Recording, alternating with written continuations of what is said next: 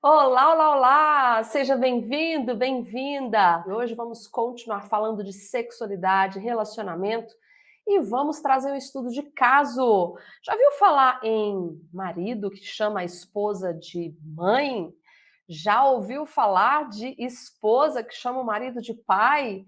Ou quem sabe até mesmo de filho? Chamar o cônjuge de filho, de filha, de pai, de mãe, já viu isso?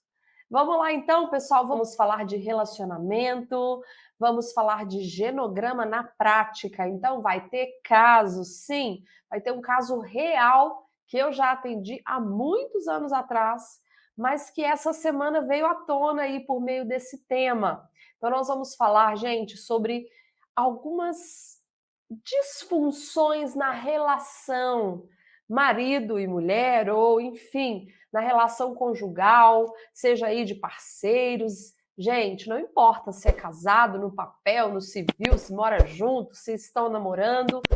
Será que esse fato especificamente pode nos contar algo sobre a dinâmica do relacionamento desse casal? Olha só, você já viu, já ouviu ou já recebeu alguma queixa de sexualidade, de relacionamento aí no seu espaço terapêutico, no seu consultório, e que quando você foi ouvir a história do seu cliente, uma das coisas mais significativas que veio para você durante a fala desse cliente, dessa cliente, foi que o marido ou a esposa chama ele de mãe ou de pai? Essa semana eu fiz esse post, eu coloquei ali sobre um casal, né, ou um problema que eu recebi, uma cliente que veio há muitos anos atrás, com problemas no relacionamento, eles tinham se desconectado,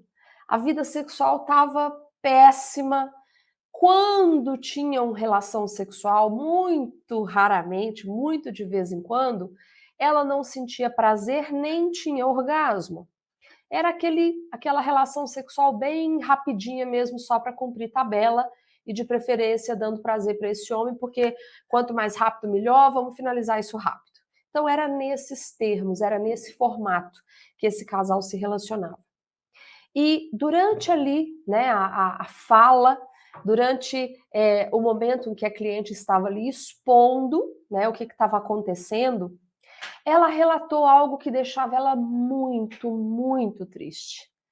Ela falou: Sara, tem uma coisa que eu preciso te contar, que é algo que me entristece demais, que é algo que me deixa assim, pé da vida. O meu marido me chama de mãe. Olha isso, gente, olha que interessante. Então, a queixa que ela já vem trazendo está diretamente ligada já a essa dinâmica conjugal. Então, o terapeuta ele já tem que captar algo dessa informação.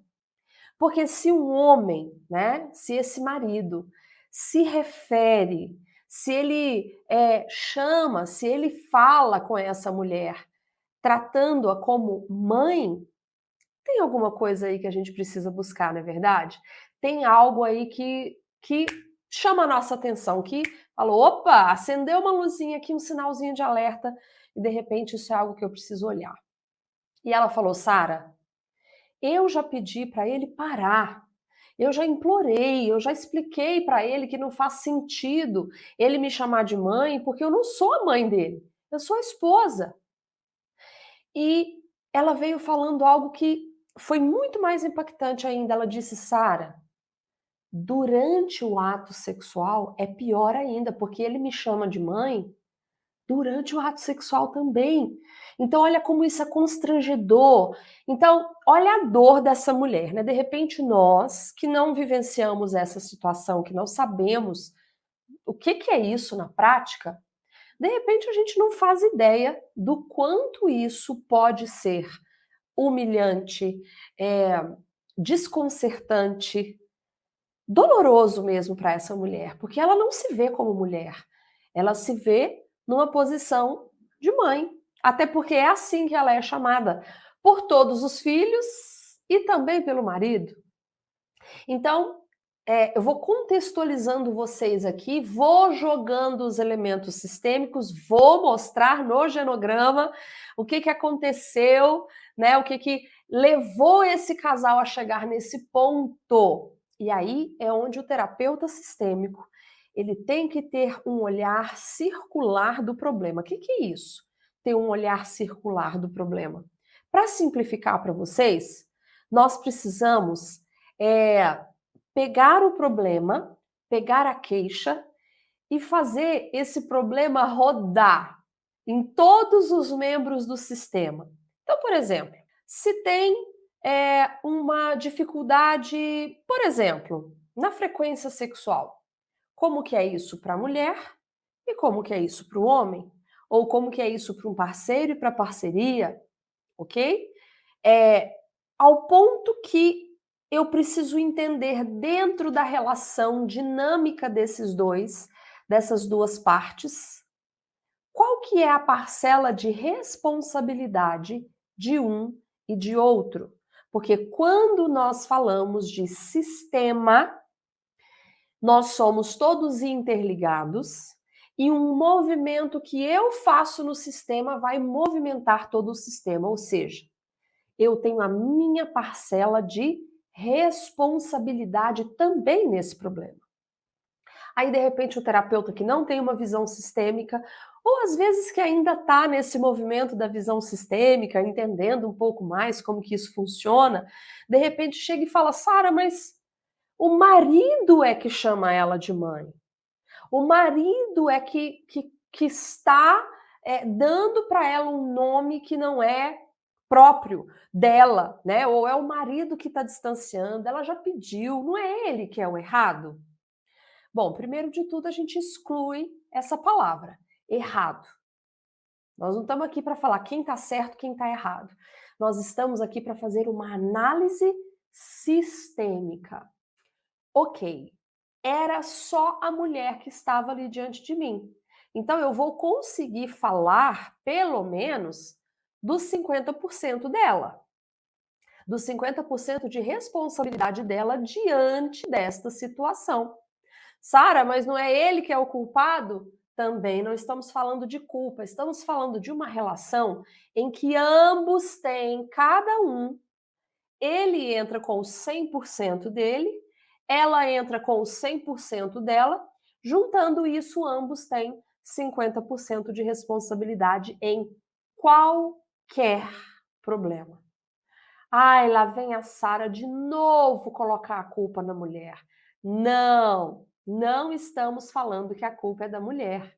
Mas nós, dentro da visão sistêmica, nós entendemos que existe a coparticipação em tudo que acontece, ou em tudo que eu permito acontecer. Entendeu? Então, aquilo que eu faço, que eu deixo de fazer, aquilo que o outro faz e que eu permito. Então, é uma dinâmica relacional. Então, número 1, todos os problemas do ser humano precisam ser trabalhados, verificados na visão e na perspectiva sistêmica. Ambos são uma coisa só. O que um faz reverbera no outro, ação, reação, dependência, codependência o tempo inteiro. Ok? Conheço casais que se tratam assim, como pai e mãe. Um deles me disse que pegou o hábito depois da chegada do primeiro filho. Normalmente, após a chegada do primeiro filho, é que isso acontece, ok? Na verdade, eu não conheço, eu nunca atendi nenhum caso em que isso já veio, eu já ouvi falar, né? Existem algumas regiões no país, por exemplo, em que é comum chamar de maninha, painho, é mais uma questão muito mais regional. Esses dias o pessoal que comentou lá nessa publicação falou que parece que lá no sul tem muito essa dinâmica também do marido chamar a esposa de mãe, né, da esposa chamar o marido de pai, mas normalmente é depois da chegada do primeiro filho. Porque o que acontece? Como o filho chama de mãe, né? Ou às vezes, na cabeça daquele marido e daquela esposa e do sistema, aquela mulher que era só mulher, agora ela também passa a ser mãe. Até aí tá tudo certo, é isso mesmo. Ela além de ser mulher, filha, esposa, profissional, ela agora também tem mais uma função, que é a função mãe, né? Então, o que, que é o normal das pessoas falarem? Ah, é porque agora ela passou a ser mãe, e aí o meu filho chama de mãe, a filha chama de mãe, e aí eu passei a chamar dentro ali da dinâmica dos meus filhos, eu também falo, ô mãe, mãe, ô pai. Mas isso é o que as pessoas vêm falando, como bons terapeutas sistêmicos que somos, né, gente? Nós sabemos que aquilo que o cliente fala é só uma justificativa para algo que está ali por baixo. Então vamos aprofundar, nós vamos juntos no genograma para vocês verem como que isso foi trabalhado, né? Foi numa primeira sessão, olha o tanto de coisa que a gente já começa a trabalhar numa primeira sessão de genograma, né, gente? O tanto de coisa que a gente vai entendendo. E o genograma nos dá essa possibilidade de fazer o quê? De dar voz para ambas as partes do sistema, porque do jeito que essa mulher vem trazendo, se é um terapeuta linear, que pensa só no cliente, que não vê ele dentro de um sistema e de um contexto, pode ser que dá uma balanceada. Ou se a minha história de vida, se a história do meu sistema reverbera com a história do cliente, lembra do tal do ponto cego que eu sempre falo? Aquilo que eu não vejo na minha vida, eu tenho dificuldade de ver na vida do outro. Ou eu tenho uma tendência a puxar a sardinha mais para o lado da mulher ou para o lado do homem. Então, o terapeuta vai ficar esperto com relação a isso. Mas se é um terapeuta que ainda está, né, um pouco desligado com essas questões, pode pensar: nossa, realmente este homem tem um hábito muito ruim. Realmente esse homem está trazendo algo muito ruim para a relação. Mas a grande questão é que onde a minha cliente autorizou consciente ou inconscientemente que o marido a chamasse de mãe. Onde foi? O que, que aconteceu? Ah, foi depois da chegada do filho. Gente, a chegada do filho foi uma mudança no ciclo vital. E o que, que a gente sabe dentro da visão sistêmica? Que a mudança de ciclo, ela desorganiza todo o sistema e faz o quê? Vem à tona, vem à tona um monte de coisas que já estão ali guardadinhas, já estão inconscientemente operando na relação do casal. Então, a chegada desse filho, desse primeiro filho, quando o marido começa a chamar a mulher de mãe, é só um gatilho. É só um sintoma. Como nós temos, então, essa visão sistêmica, nós sabemos que isso que a cliente vem trazendo, tanto o problema sexual, relacional, o distanciamento do casal, quanto esse fato que entristece tanto essa cliente, é apenas um sintoma. Não é a origem, não é o problema, isso é só a pontinha do iceberg. O buraco é muito mais em cima, ok? Por que, que é mais em cima? Porque nós vamos abrir esse genograma, nós vamos ver. Eles já vêm trazendo das suas histórias uma compatibilidade disfuncional. Ai, meu Deus, o que, que é isso? Compatibilidade disfuncional. Gente, é o casal complementar. Ele vem de uma realidade que casa com a realidade dela dentro das disfunções. É aquela tal história, né? É o parasita e o hospedeiro. Os dois estão disfuncionais, mas se casa perfeitamente dentro das suas disfunções. Então vamos lá, pessoal. Vou começar a mostrar para vocês no genograma e vou trazendo para vocês o que, que foi aparecendo nesse genograma. Claro que foi uma sessão inteira, né, de 1 hora e meia normalmente, e eu vou resumir aqui para vocês, mas nós vamos entender o que acontecia por trás dessa história que fez desencadear tanto os problemas relacionais quanto essa pontinha do iceberg ali que é o marido chamar a esposa de mãe, ok? Nesse movimento tinha traição. Tinha traição por parte desse marido, que era algo que essa mulher relevava, que ela era algo que ela passava por cima, mas tinha traição, tá? Então, só para vocês saberem que, além da desconexão do casal, além dos problemas sexuais, dessa essa incompatibilidade, ou como a gente chama, essa inadequação sexual, também tinha traição por parte dele, tá? E é claro que o fato de chamar a esposa de mãe piorava, agravava muito mais durante o ato sexual, ok? Isso era bem desconcertante para eles. Então nós fomos trabalhar nessa questão, fomos entrando, obviamente foi uma anamnese, né? A gente já vai usando o genograma para isso também. Não existe atendimento individual de casal nem de família sem genograma, gente. Não existe, qualquer que seja o formato do genograma, ok?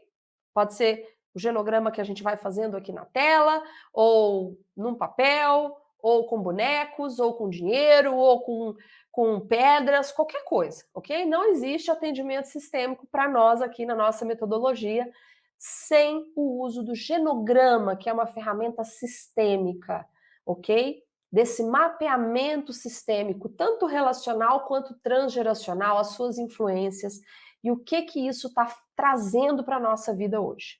Então, nós fomos trabalhar, né? Nós vamos começar a trabalhar esse tema. E aí, dentro dessa perspectiva de que cada um é responsável 50%, eu fui, naquele momento, trabalhar com aquela cliente que estava diante de mim. Então, eu fui trabalhar os 50% dela, dentro de uma perspectiva sistêmica, porque não é que o atendimento é individual, eu vou tratar só a pessoa, não.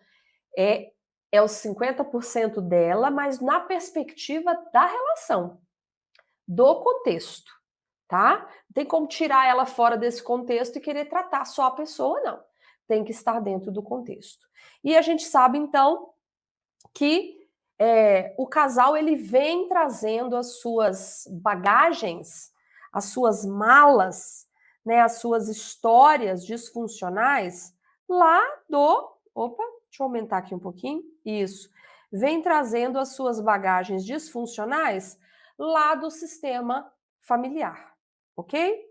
Então aqui eu vou representar, vou colocar ela como sendo a minha. Gente, tem hora que fica ruim, eu gosto de fazer bonitinho aqui para vocês. É difícil fazer o círculo. Aí, ficou bom. Então, aqui eu vou colocar 2 círculos. Por que que eu não vou... Sara, mas não seria o casal? Não teria que colocar esse símbolo duplo no casal para representar os dois? Não, no caso aqui eu vou colocar só nela, porque por enquanto só ela que é a minha cliente. Então eu estou fazendo o genograma dela e estou trabalhando, vamos dizer assim, ó, se a gente separar aqui, ó, eu vou trabalhar os 50% dela, ok? Dentro da relação com o parceiro aqui. Então, quando eu começo aqui a trabalhar um pouquinho a história, né? Como é que eles se conheceram? Quantos anos de casado? Então, casados há 37 anos. Casados há 37 anos já. Olha só. Então, ela vem explicar para vocês aqui um pouquinho do contexto sistêmico familiar de cada um. Eu não vou conseguir subir para os avós, não vou conseguir subir para os avós, mas eu vou trazer para vocês aqui só dos pais, por conta do tempo, mas já vai dar para entender tanta coisa, gente. Porque no trabalho sistêmico, se a gente trabalha só os pais, vamos dizer assim, ainda é muito linear, né? Porque o que acontece? Que é o bom do genograma? É que com o genograma a gente trabalha no mínimo, 3 gerações, ok? A gente, no mínimo, abre isso para 3 gerações. Então, normalmente, a gente iria subir aqui, né, os avós e assim por diante. Mas olha só que interessante a história dos dois.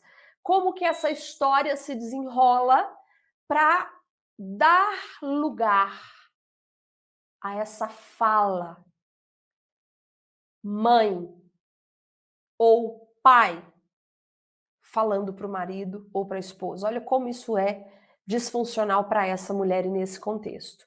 Então, quando eles se conheceram, as duas famílias são muito diferentes.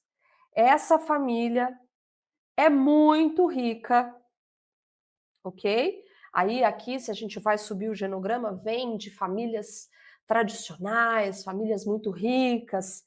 E a nossa querida aqui, a cliente, ela vem de uma família de pessoas bem pobres e simples, né? Que não tinha uma condição financeira. Então, vou colocar aqui só para vocês entenderem o contexto, ok? Aqui nós já temos então uma diferença na classe social. E por conta disso, os pais do marido, né, ou o sogro e a sogra, têm conflito com essa mulher. E logo desde o início da relação sempre foi muito conflituosa. Então, principalmente quando eles se casam, muito conflito. Mas se casam principalmente por quê? Porque teve uma gravidez. Então, engravidou, vamos colocar aqui, engravidou do primeiro filho, se casaram a contragosto, ok? Então aqui a gente já está vendo esse conflito aqui da família com a mulher aqui. Eu vou tirar o símbolo, esse símbolo do zigue-zague é o conflito. Imagina, tudo que é bom, né? Você já bate o olho ali no genograma, você já vê, né? Um mapeamento até visual, é uma fotografia que a gente vai tirando. Tanto que isso nos ajuda. Imagina se até aqui eu fosse escrever tudo. Depois da chegada do primeiro filho, o sogro tinha conflito, não sei o quê. Gente, só faz o desenho aqui, já faz o mapeamento, já simplifica tudo, ok? Mas eu vou tirar que é para não ficar com tanto símbolo aqui, para não confundir para vocês e a gente não tirar o foco. Mas entendam o contexto em que este casamento começa. Só existe, vamos abstrair aqui, só existe casamento porque existiu a maternidade. Então já começa por aí. Por que casou? Ah, porque engravidou. Então aqui, esse casal, ele já se une por conta de uma gravidez. E aí, depois da chegada desse primeiro filho, esse então namorado começa a chamar a esposa de mãe. Então vamos colocar o nome dela aqui. No lugar do nome dela, nós vamos pôr mãe, porque essa era a definição realmente que vinha para ela, né? Então a mãe, né, desse marido não queria de jeito nenhum. E olha só como que era interessante a relação familiar aqui. Esse marido era extremamente ligado a essa mãe, vamos dizer assim, né, simbiótico, uma relação muito próxima, que a gente usa aí os 3 traços contínuos para fazer essa ligação, ok? Fazer essa simbologia da relação do filho com a mãe, por exemplo, nesse caso aqui. E tinha conflito do pai com o marido.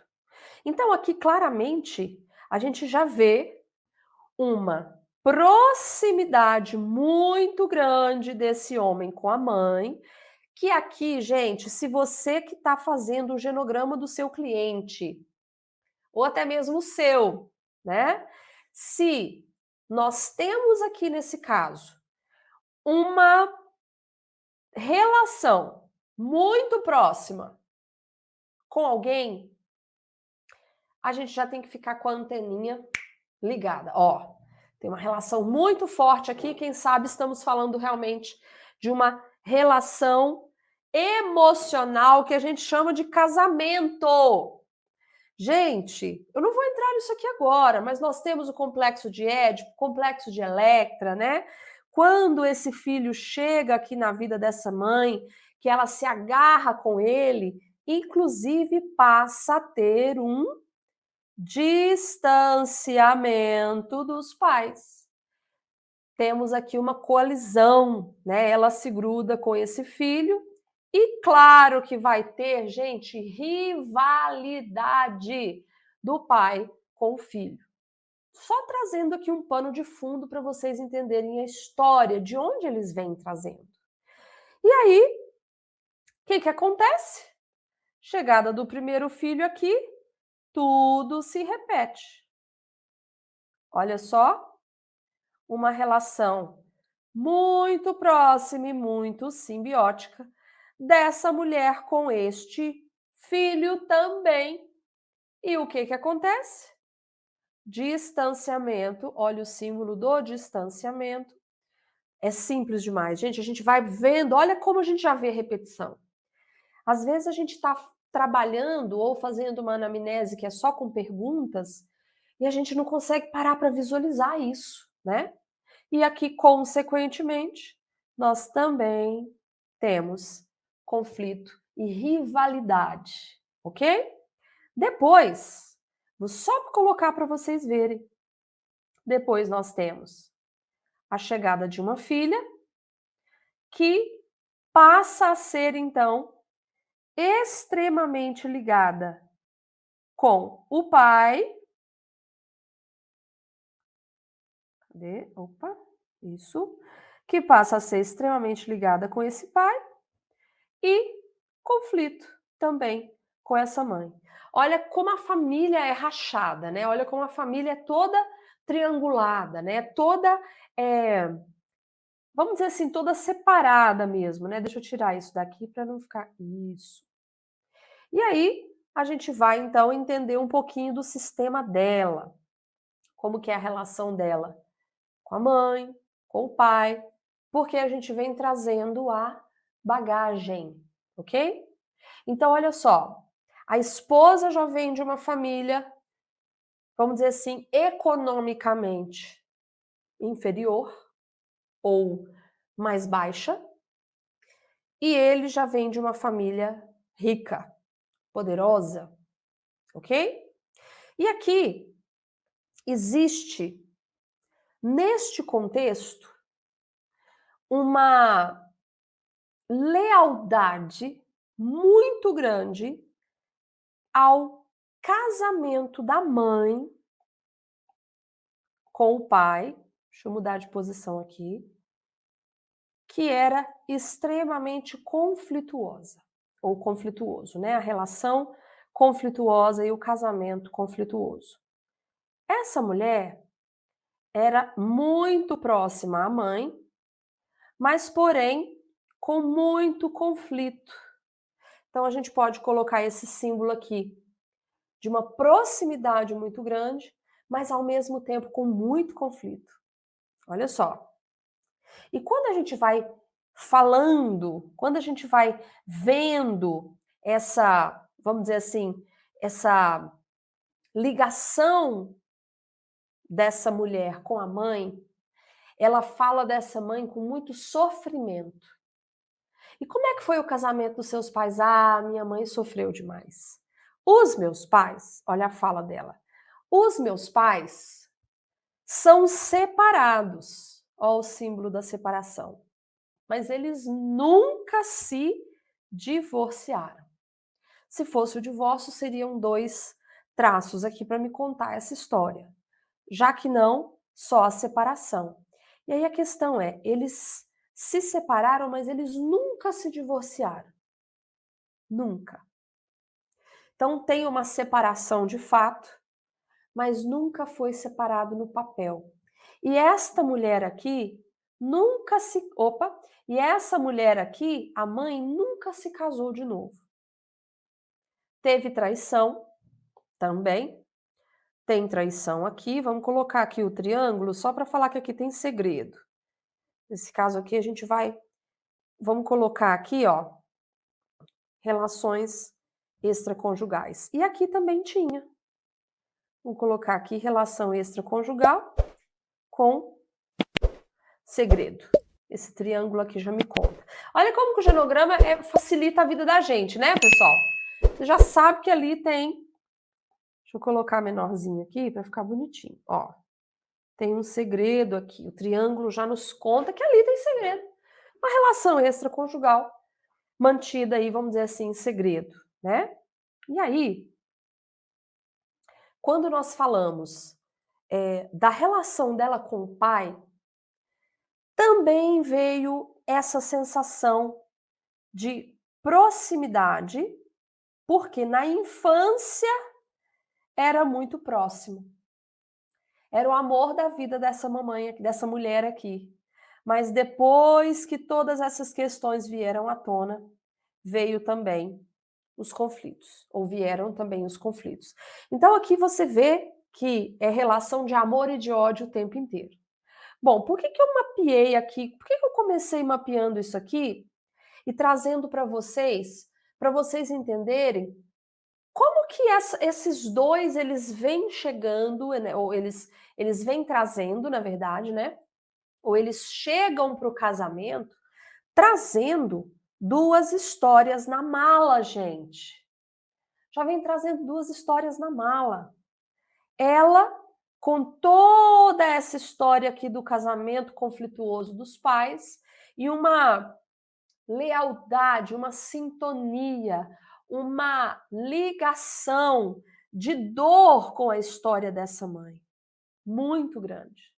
E quando ela fala sobre isso, ela fala com muita tristeza, ok? Existe uma tristeza muito grande quando ela fala do casamento da mãe e do pai que acabou sem nunca de fato ter havido aí o divórcio e que essa mulher até hoje carrega com muita tristeza essa traição. E essa filha, muito ligada a essa mãe, com conflitos, sim, mas muito ligada a essa mãe, desenvolve algo que nós chamamos de lealdade invisível à dor e ao sofrimento relacional desta mãe. E quando nós vamos conversando, ela traz à tona algo muito significativo. Primeiramente, o príncipe encantado com a traição da mãe, a filha toma as dores dessa mãe. E ela se coloca num lugar de representatividade dessa mãe. Sara, o que é isso? Nada mais, nada menos do que uma lealdade a essa história de dor e de tristeza e de sofrimento dessa mãe. Esse que era o amor da minha vida passa agora a ser, além do amor da minha vida, um homem que trouxe muita dor para mim e para minha mãe. Então, como que eu vou me permitir ter um casamento bom, abençoado, feliz, próximo? Como é que eu vou confiar? Como é que eu vou me entregar de fato? Se eu já venho do meu sistema familiar carregada de uma informação de traição, com esse peso relacional dos meus pais. Eu começo a fazer o quê? Eu, no caso aqui, né, a cliente, começa a fazer o quê? Ela pega essa história e projeta no aqui e no agora. Como diz o Dr. Moisés, não existe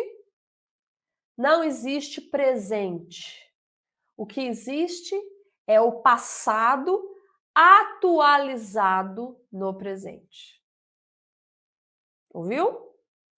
Não existe presente. O que existe é um passado atualizado. Então, quando ela vem trazendo essa história de lealdade com a mãe, e ela fala do início do relacionamento com muito pesar, ela traz algo muito significativo. Gente, você tem que ficar aí até o final dessa história para você entender. Isso aqui eu estou caminhando com vocês, eu estou abrindo o genograma ali com a cliente na sessão. Tudo que ela foi me contando, eu só coloquei nesse papel. Olha só. Não tem que ficar anotando um milhão de coisas, me perdendo. Não, é só isso aqui que eu estou anotando. Uma palavrinha aqui, uma imagem ali, mas basicamente a história da cliente está se desenrolando aqui. E ela vem trazendo que no início desse casamento, como eu disse para vocês, vou colocar de outra cor aqui para vocês se lembrarem como houve conflito, né? Houve conflito aqui, gente, teoricamente pelas questões financeiras.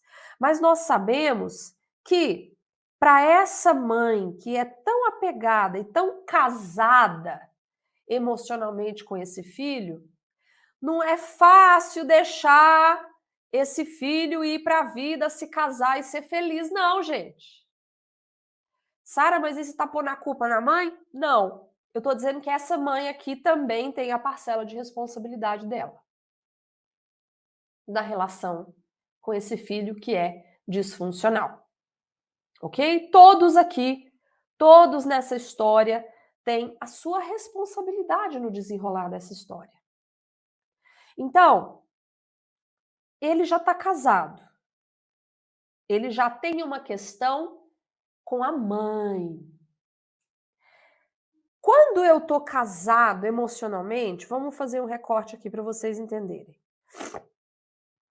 Quando eu tô casado emocionalmente aqui com a minha mãe, deixa eu apagar tudo aqui do lado,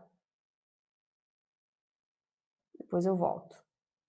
Quando eu tô casado aqui emocionalmente com a minha mãe, ou com meu pai, inconscientemente, presta atenção, gente, inconscientemente, não. Deixa eu olhar bem no olho de vocês aqui agora, porque isso aqui vocês têm que saber. Gente, o terapeuta sistêmico ele tem que saber disso trabalhando qualquer tema. Principalmente quando o assunto aqui é relacionamento e sexualidade. Quando eu estou casado emocionalmente com a minha mãe, não existe espaço para outra mulher. Então, quanto mais eu me distanciar da minha esposa, melhor. Por quê? Porque eu tenho já, o meu coração já tem um dono. Emocionalmente, essa mãe, olha o tamanho dessa mulher, gente. Essa mãe já ocupa no coração desse homem um espaço muito grande. Então, quanto mais eu me distanciar dessa mulher aqui, melhor. Então, o que eu faço? Eu passo a chamá-la de mãe. Porque quando eu chamo o meu marido de pai ou a minha esposa de mãe, o que eu estou fazendo, gente? Eu estou distanciando, eu estou falando, você não é minha esposa, você é minha mãe, você ocupa na minha vida um lugar maternal. Não se faz sexo com mãe, a não ser nas famílias mais disfuncionais do planeta Terra, onde existe o incesto.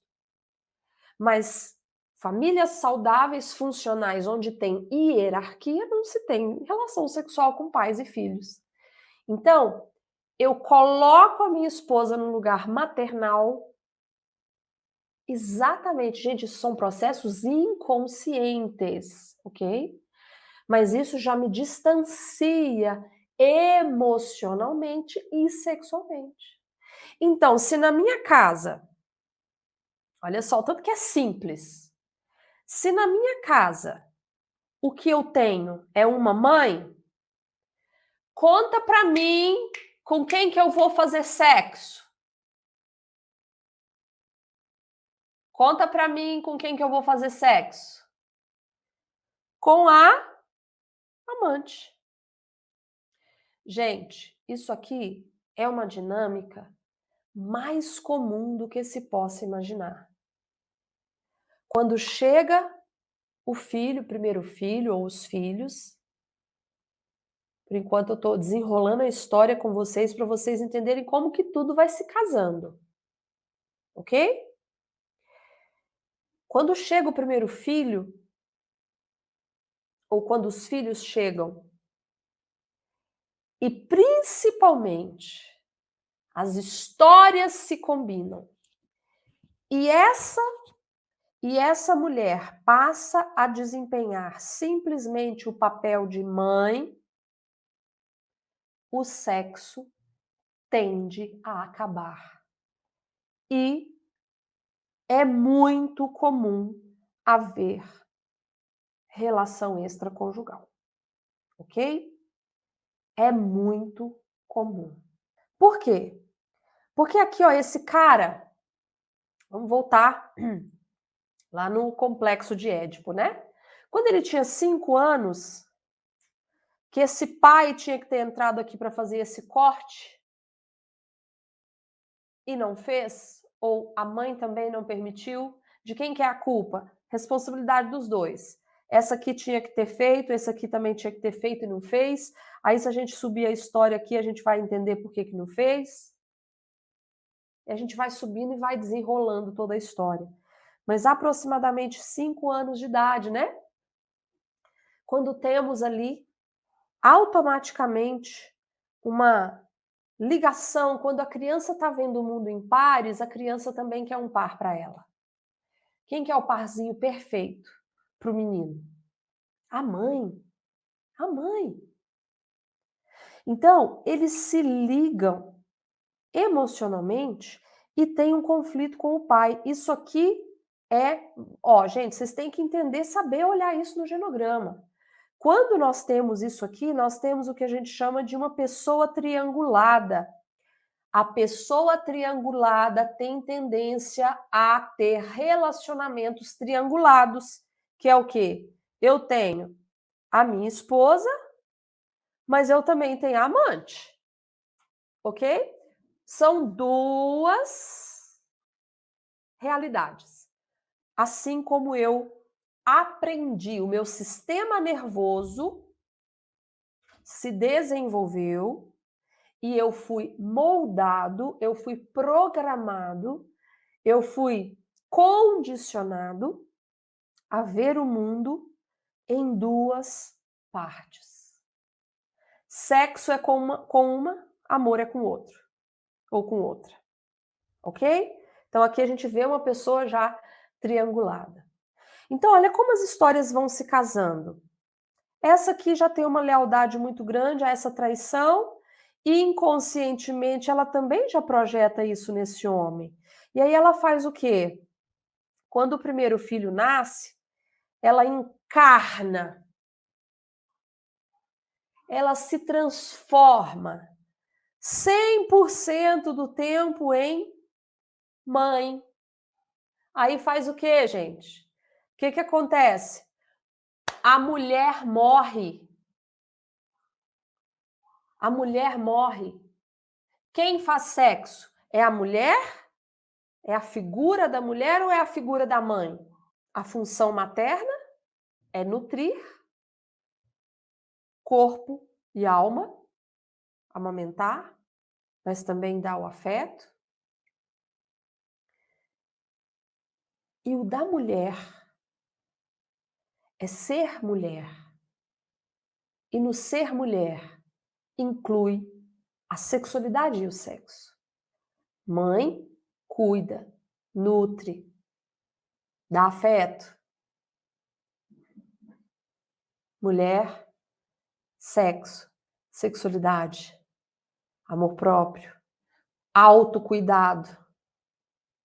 Então, quando morre a mulher e fica só a mãe, olha como as histórias vão se casando. Então, ela vem de uma lealdade a essa história e ela vem de um outro lugar. Isso aqui é importante vocês pensarem. Por que que eu coloco essas setinhas aqui? Eu gosto de chamar a atenção quando eu estou fazendo um genograma, esse aqui com os símbolos, mas entram as questões financeiras no meio, eu gosto de usar a setinha para cima, qualquer cor ou verde aqui, né, que fala que na minha cabeça mostra aí uma família com uma classe social ou econômica melhor, né, ou não diria melhor, mas maior, né?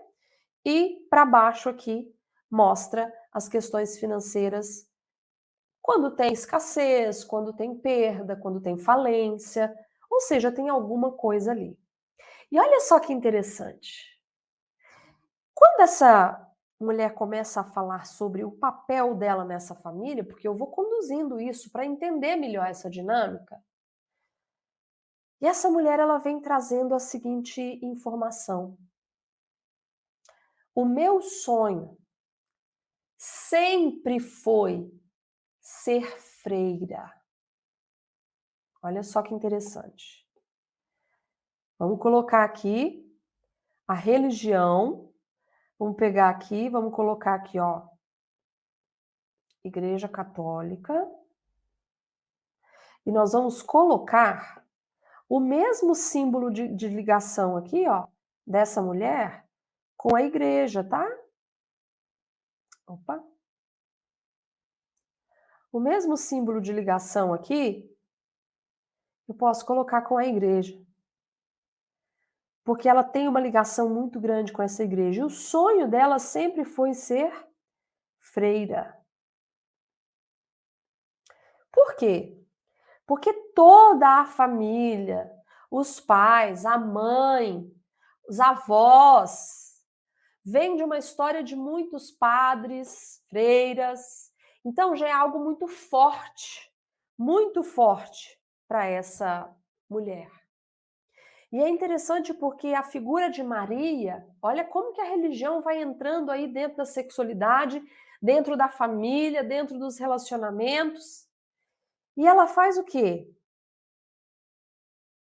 Lealdade também à religião. E ela tem em Maria a mesma imagem que eu acho que a maior parte das pessoas tem, que é o quê? A mulher virgem, a mãe pura, casta. Então, pensa comigo, gente. Vamos pensar, vamos começar a ligar as duas histórias, né? Ela já vem, ela vem de uma família de uma lealdade muito grande à infelicidade matrimonial da mãe. Já tem uma carga da religião, principalmente da influência do lado feminino também, do sistema da mãe, da avó. E ela tem essa questão, essa ligação forte com a religião, com a figura da mãe, da Maria, da mãe pura. E aí vem esse homem que já tem toda essa história também e os dois se encontram. E é no momento do casamento, é no primeiro ciclo vital, quando o casal se une, que tudo começa a desencadear as histórias que eles vêm trazendo lá do sistema. E quando ela fala, deixa eu colocar aqui, gente, de uma forma que vocês consigam ver, porque isso aqui é muito importante. Vou colocar bem bonitinho aqui, para vocês verem o símbolo, porque os símbolos nos mostram onde está o nó, gente. Olha aqui. O que é mais forte para essa mulher? A relação dela com a mãe, segundo os relatos dela também, com a igreja e com o filho. Tem triangulação aqui porque ela está afastada da filha, conflito também, afastada do marido. E quando a gente olha para isso aqui, a gente pensa, olha aqui que interessante. Essa questão da religiosidade aqui, ela queria ser freira. Freira não faz sexo, gente! Freira não faz sexo. Ou não é que não faz, né? Assim, a gente, dentro da perspectiva, né, da religião ali católica, eles são casados com Jesus. Essa foi a metáfora, né, que ela trouxe. Eu queria ser casada com Jesus. Então, como que essas histórias elas se encontram? E tem mais um detalhe aqui que eu preciso muito trazer para vocês. A questão financeira sempre foi um problema para ela diante da família do marido. Por quê? Ela trouxe: o meu papel nessa família é ser uma ser, cadê? Serviçal. Serviçal. E eu perguntei para ela, na verdade, uma das tarefas, gente, presta atenção nisso, olha que espetacular. Uma das tarefas que eu dei para ela foi que ela pudesse, inclusive, se assentar na mesa com a família. Eu perguntei para ela, porque o lugar que a pessoa senta na mesa, vocês sabiam disso, né? O lugar que a pessoa senta na mesa, quem senta do lado de quem está distante de quem está próximo de quem, é igual a sessão de terapia em família. Você deixa a família chegar e sentar onde eles quiserem, porque a gente vai ver onde que cada um se assenta, porque isso fala muito da dinâmica do sistema. Então, quando eu perguntei para ela, onde que você se assenta? Ou que você se senta na mesa? Ela levou um choque, ela falou, Sara, eu não tenho um lugar na mesa. Porque a maior parte do tempo eu estou servindo. Eu estou cozinhando, servindo a família, os filhos que vêm com as suas famílias para almoçar, para jantar, fazer as refeições. Depois que eles terminam, eu estou lavando tudo, estou organizando tudo, já estou colocando a sobremesa. Termina a sobremesa, eu já estou tirando. Ninguém te ajuda? Não. Eu faço tudo sozinho. E onde é o seu lugar? Não tenho este lugar. E é aí que ela traz. Eu sou uma serviçal nessa família. Gente, ela não tem um lugar. Qual é o lugar dela nesse sistema? Ela traz uma dinâmica de lealdade, uma dor, né, o que a gente chama de neurose de classe, que é exatamente essa dificuldade que as pessoas têm de irem além do seu sistema familiar de origem. E ela se casou com alguém muito rico, com uma condição financeira muito boa. E inconscientemente ela, entre aspas, ela não deveria estar ali naquele lugar. Como de fato ela nunca se permitiu estar neste lugar. Então, olha como as histórias vão se casando. Vocês estão entendendo que não é o marido. Ai, o marido é tão, olha que homem sacana. Como é que ele faz isso com essa mulher? Trai, coloca o nome dela de mãe. A nossa tendência é crucificar esse cara. Mas se a gente olha para a história, o sonho dela era ser freira. Quanto menos sexo nesse casamento inconscientemente, melhor. Quanto mais distante os dois estiverem, melhor. Por quê? Porque já tem uma lealdade à questão religiosa, já tem uma lealdade ao casamento da mãe. Como que eu vou ser rica e ainda por cima ter um casamento bom, um casamento abençoado, onde eu tenho fartura, onde eu tenho abundância, ainda por cima orgasmo? Ah, não, aí já é demais. Inconscientemente, eu vou sabotando isso. E olha como que é interessante. Sabe quem? Sabe quem se senta ao lado direito ou ao lado do pai na mesa? Quem que vocês acham? Gente, chuta. Chuta não, olha aí para o genograma e me fala. Quem que senta no lugar da mãe na mesa? Quem que vocês acham? A filha. Quem se assenta, gente, junto com o pai na mesa? A filha. A filha está no lugar da mãe. Pergunta se o casamento da filha também tá bom. Não, tá um caos. Vai desestruturando a família inteira. Mas as coisas começam lá em cima, não é aqui embaixo. Porque já tem, né, esse casamento emocional do pai com a filha da mesma forma. Gente, esse homem, ele não tem autorização para colocar outra mulher no lugar da mãe. Ele tem autorização para triangular com a filha, igual ele é triangulado com a mãe. Olha como essas histórias, elas se completam e elas se casam perfeitamente. Então, logo depois da chegada do primeiro filho, ele começa a chamar ela de mãe e eles começam a se distanciar. Aqui a gente tem as funções que começam a estar em desequilíbrio ou a entrar em desequilíbrio.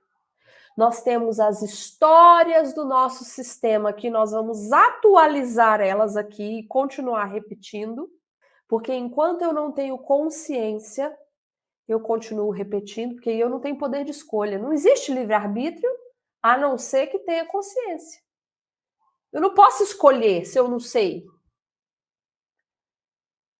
Eu tenho que saber o que está acontecendo para eu escolher se eu continuo repetindo isso ou se eu mudo. O problema é que todos esquecem que Maria se casou com José e teve outros filhos. Ok, isso mesmo, a Bíblia fala isso, né? Mas não é isso que a gente. Normalmente, o inconsciente coletivo vê, né, exatamente a figura da mulher depois que ela vira mãe, que agora não faz mais sexo. Que agora é essa figura mãe. Como se o sexo fosse sujo, fosse pecado. Então, como que a mulher que. Como que Maria ia fazer sexo com José e ter outros filhos? Isso é inconcebível, né? Então, como que o marido vai fazer sexo com a esposa depois que ela vira mãe? Ainda mais sendo uma mulher que traz essa inclinação tão grande. Então, gente, a queixa que ela vem trazendo é meu casamento e minha vida sexual tá uma tragédia. Meu marido me chama de mãe. Meu marido me chama de mãe e isso acaba com a gente. Isso distancia a gente cada vez mais. Agora a pergunta é: esse é o verdadeiro problema deles? Não. Esse não é o verdadeiro problema. Quando a gente começa a abrir esse genograma, que é a nossa base sistêmica, junto com outras ferramentas sistêmicas também, mas o genograma é essa ferramenta científica, esse mapeamento que nos dá, gente, né, um vislumbre.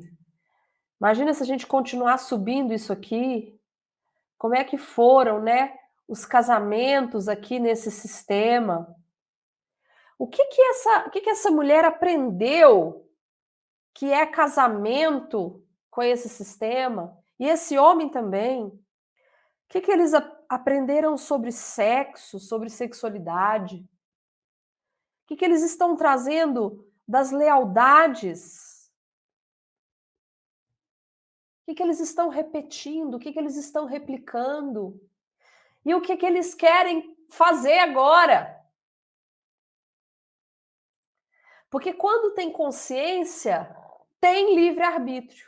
Então, gente, a ferramenta do genograma é poderosa para começar a nos mostrar por onde nós vamos caminhar. Porque uma coisa é aquilo que o cliente vem trazendo como queixa, outra coisa é literalmente onde que está a raiz sistêmica disso aqui. Ah, Sara, mas então você quer me dizer que Nessa questão aqui, eu já posso começar a trabalhar esses movimentos aqui, que já vai começar a ter resultado? Sim. A começar do lugar dessa mulher. Gente, uma das tarefas, um dos movimento.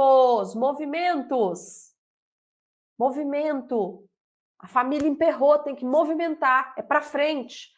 Os movimentos, um dos movimentos é você precisa encontrar o seu lugar. Gente, foi um trabalho incrível, porque ela não encontrava uma cadeira que fosse confortável para ela sentar. Ela sentou em todas as cadeiras da casa.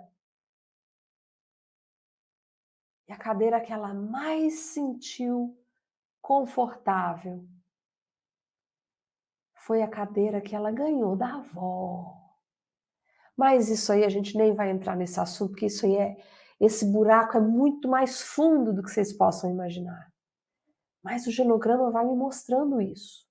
E pode mostrar para todos vocês. Gente, então olha só. Nós não podemos achar que o problema é que esse homem aqui agora só vê essa mulher como mãe, porque ela também se colocou nesse lugar. Inconscientemente, gente, eles foram se afastando um do outro por conta de cada um da sua questão. Vocês estão entendendo que tem uma história aqui não resolvida. Gente, anota isso que eu vou falar para vocês. Um conflito não resolvido em uma geração se manifesta nas gerações seguintes por meio de sintomas. Isso aqui é só um sintoma de algo que viemos trazendo lá de trás. E como resolve isso? Movimentos de mudança. Eu brinco com os meus alunos, ó, tem uma pílulazinha que você toma, que é uma pílula mágica, que vai resolver todos os seus problemas. Aí os alunos ficam doidos para saber o que é essa pílula, né? A pílula é decisão. Começa da decisão. Mostrei isso aqui tudo para minha cliente. E aí eu entrego a pílula da decisão para ela e falo, olha, agora é com você. Você quer continuar replicando esse padrão? O que você quer fazer? Porque é muito simples, né, gente, o terapeuta virar para a cliente e falar assim, ó, agora você tem que fazer isso, você tem que fazer aquilo, você... Não. O primeiro movimento que eu dei para ela, que eu contei para vocês, ela...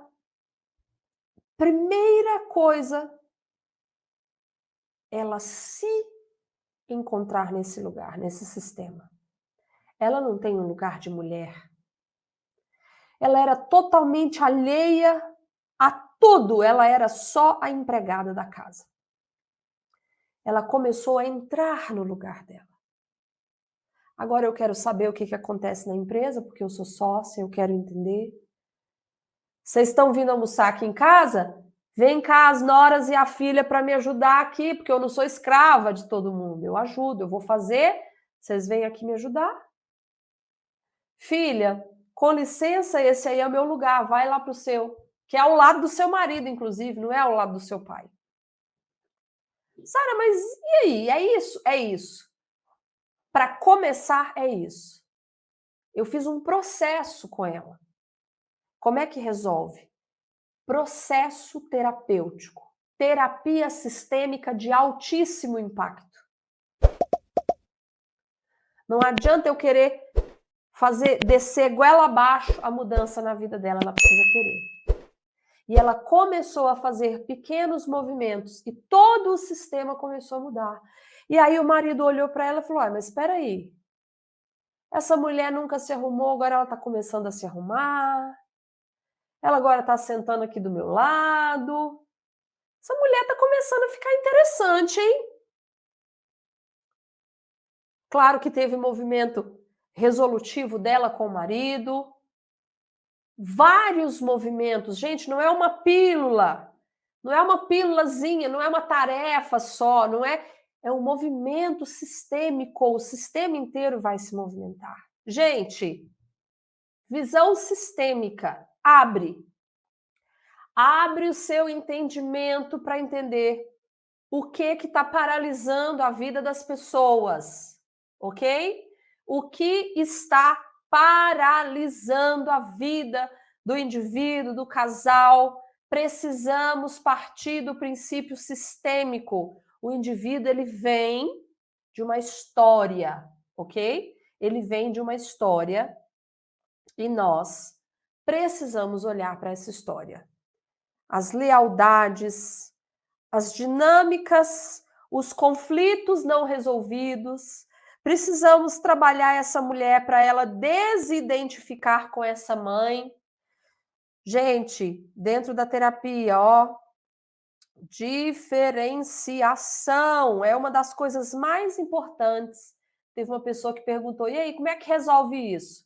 São movimentos, principalmente da diferenciação dela com a história da família ali para trás. O que ela quer repetir, o que ela não quer. Ela vai querer fazer esses movimentos de aproximar do marido? Não. Qual a decisão que ela vai tomar agora todos os dias para ir fazendo esses movimentos? E quando a gente fala em processo, eu acho que os terapeutas estão tão acostumados com terapias longas, inacabáveis, intermináveis, ou que nunca chega na raiz do problema, que quando a gente fala em processo, muitos profissionais desanimam. Gente, trabalho com genograma, trabalho sistêmico, ele é rápido, ele é focado, ele é breve. Por quê? Porque ele vai na raiz. Ok?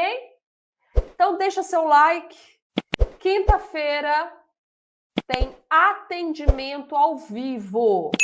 Se você quer ser atendido por mim ao vivo, fica gravado só para os alunos, tá? Do curso.